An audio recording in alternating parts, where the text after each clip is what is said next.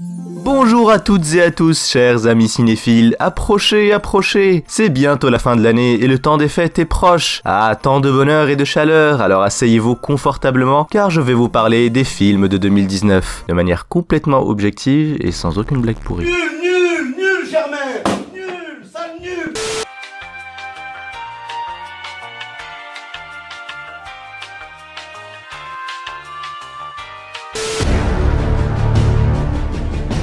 Alita Battle Angel est un film tiré du manga éponyme adapté par Guillermo del Toro. Le film est assez cool et est une bonne adaptation, sauf que si vous connaissez pas le manga, ce qu'il faut savoir c'est qu'Alita a quelque chose de différent. Bon, je vous laisse regarder un moment parce que c'est pas facile à voir. Hein. Ouais, exactement, elle a des mains en métal.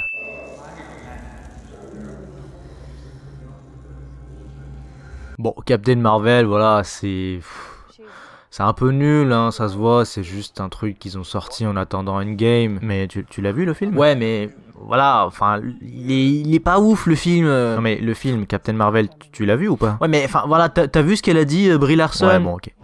C'était une bonne surprise ce film. Bon, je m'attendais pas à grand chose vu que c'est un film d'essai, mais c'était plus que correct. Mais vous savez quoi, il y a quelque chose qui me dérange dans ce film. Enfin, c'est censé être un film d'essai et du coup, il y a quelque chose qui cloche. Je sais pas quoi. Attendez. Ouais, voilà. Là, c'est un vrai film d'essai. Voilà. Vous avez compris parce que les films d'essai en général, bon ok, je sors. Vous savez comment la plupart des films d'horreur se passent dans des environnements sombres, dans des maisons où on y voit tout noir, un peu comme dans un film d'essai? Et bien après le succès d'Hérédité l'année dernière, Ari Aster revient en force avec un nouveau film qui se passe entièrement en plein jour. Et putain, c'était terrifiant. Un gros chapeau encore une fois à Ari Aster, qui prouve encore qu'il y a bien plus à faire avec le genre de l'horreur que ce qui se fait globalement, et que c'est un genre hyper sous-estimé. Et un très bon deuxième film de Jordan Peele avec un message fort sur la xénophobie et la lutte des classes, nous prouvant une fois pour toutes que son premier film Get Out n'était pas juste un coup de bol. Sinon c'est quand même fou les similarités entre Aster et Peele. Tous les deux sortent un film d'horreur comme ça sans prévenir, cassent la baraque avec leurs premiers films respectifs et ressortent une deuxième œuvre plus nuancée que la première mais qui prouve définitivement leur talent et leur appétence pour le cinéma d'horreur. Non, il y a que moi qui trouve ça intéressant. Ok.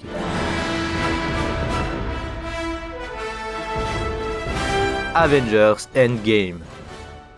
Bon, j'avais déjà parlé d'Infinity War l'année dernière, du fait que j'avais beaucoup aimé le film, et à quel point je trouvais ça fascinant ce qu'a pu accomplir Marvel depuis la première sortie d'Iron Man en 2008, putain ça fait 12 ans. Je pense que personne, pas même Marvel, ne s'attendait à ce que ça prenne autant d'envergure, et que les Avengers deviennent une si grosse icône de la pop culture. Et même si je ne suis pas le plus grand fan de Marvel en général, je dois dire que ça force le respect. En ce qui concerne le film en lui-même, encore une fois, j'ai un peu moins aimé qu'Infinity War, et je pense pas que c'est le meilleur des Marvel, mais l'impact qu'a eu ce dernier film sur les spectateurs est tout de même monumental.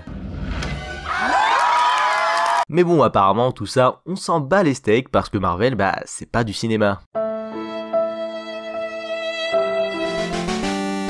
Détective Pikachu était le film que personne ne s'attendait à voir cette année, et je dois dire que c'était pas mal, même si je comprends toujours pas pourquoi ça s'appelle Détective Pikachu, vu que ça parle pas du tout de ça. En fait, pour ceux qui l'ont pas vu, le film nous raconte l'histoire de Randoudou qui va rencontrer une star de country sur le déclin, et grâce à celui-ci, Randoudou se verra propulsé sur les devants de la scène.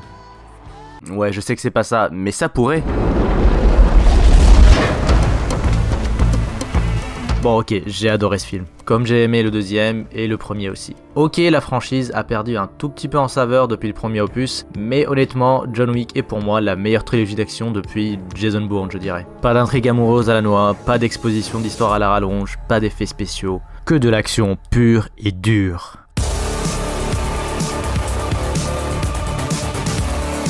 En plus Keanu Reeves quoi, comment ne pas aimer cet homme? Regardez-le avec sa copine, il est tellement mignon.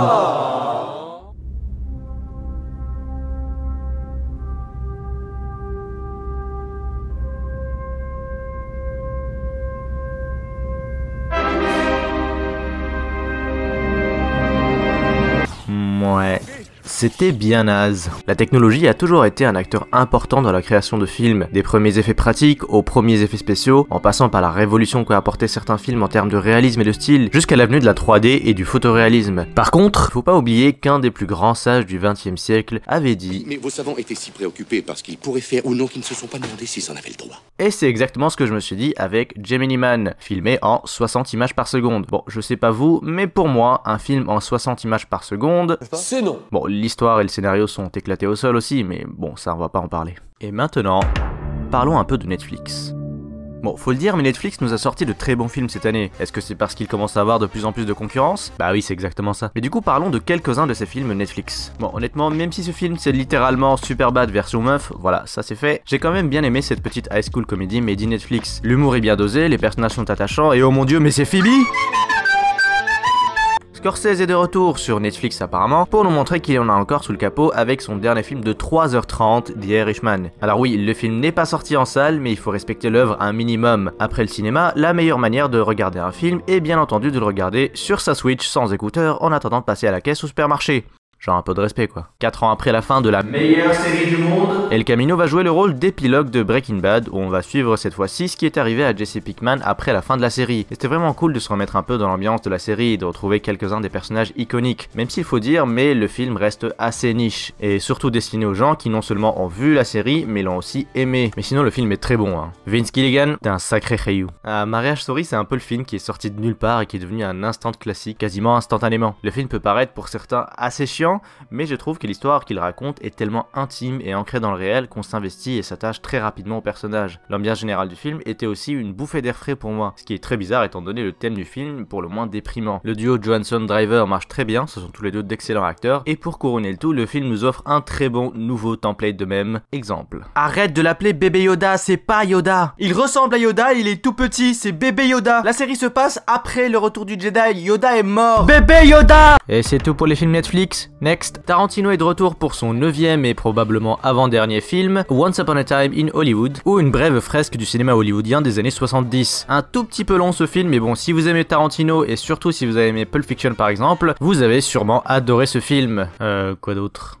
Ah oui, il y a beaucoup de pieds dans ce film. Il aime bien les pieds Tarantino. Encore plus énergique que quand t'étais petite. Non. Bon bah, Le Roi Lion, voilà, hein. C'est beau. Putain, y a rien à dire sur ce film! Bon, à ce moment-là de la vidéo, vous demandez peut-être pourquoi j'ai pas encore parlé de films français, comme Le Dain, Le Chant du Loup, non pas toi, Les Misérables. Eh bien, c'est parce que je ne les ai pas vus. Par contre, s'il y en a un dont je peux vous parler, c'est J'ai perdu mon corps. Certainement le meilleur film d'animation que j'ai vu cette année, J'ai perdu mon corps est un film touchant avec une très belle direction artistique. Beaucoup d'attention aux détails et une ambiance mélancolique qui marche très bien. Tout ça avec une des meilleures bandes-son que j'ai pu écouter cette année. Mais bon, tout ça c'est rien parce que le film est cautionné par Hideo Kojima.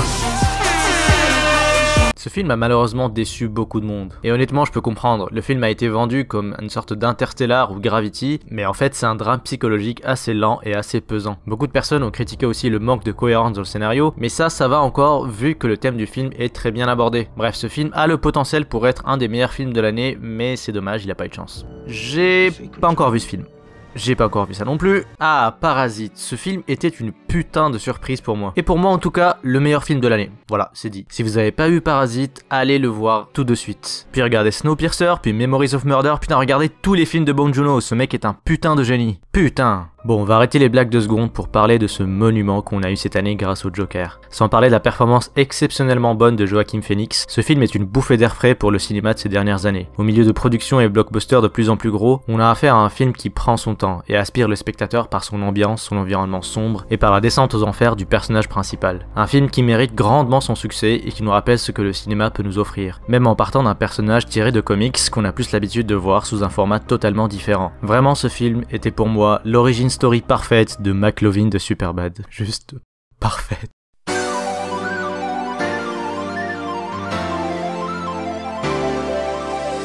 Voilà, c'est la fin de cette vidéo qui sera la dernière de 2019. Encore une fois, n'hésitez pas à me mettre vos questions dans les commentaires pour la prochaine vidéo qui sera une FAQ. Sinon, vous avez pu constater que j'ai pas fait beaucoup de vidéos cette année, mais l'année prochaine sera beaucoup plus riche en vidéos. J'ai pas mal d'idées et de projets en tête. Donc n'hésitez pas à vous abonner si ce n'est pas encore fait. Vous pouvez aussi partager cette vidéo, liker. Bref, vous connaissez la chanson. Sur ce, je vous laisse et je vous dis à bientôt pour de nouvelles vidéos.